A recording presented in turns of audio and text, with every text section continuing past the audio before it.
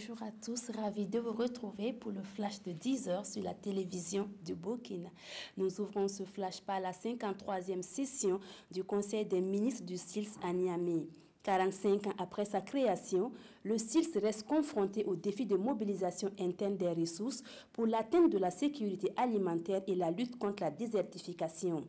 Et pour y arriver, le SILS entend désormais nouer avec la bonne gouvernance, des réformes à opérer et davantage de partenariats et de coopération avec les organisations régionales et internationales. Le commandement de la force conjointe du G5 Sahel a tenu sa première conférence de presse hier à Niamey. Et face aux hommes de médias, le commandement a fait le point de sa deuxième opération baptisée Pagnali et qui signifie tonnerre en langue peul. Le général commandant de cette force conjointe, Didier Dako, parle de bonne coordination et présente son équipe comme une force sahélienne et qui connaît mieux le terrain. Les nouveaux ministres du gouvernement Thiéba III ont été installés hier lundi.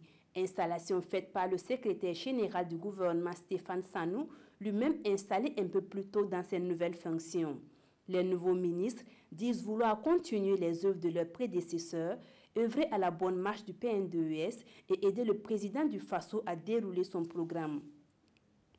À l'étranger, il était il y a 2 ans l'homme le plus recherché d'Europe.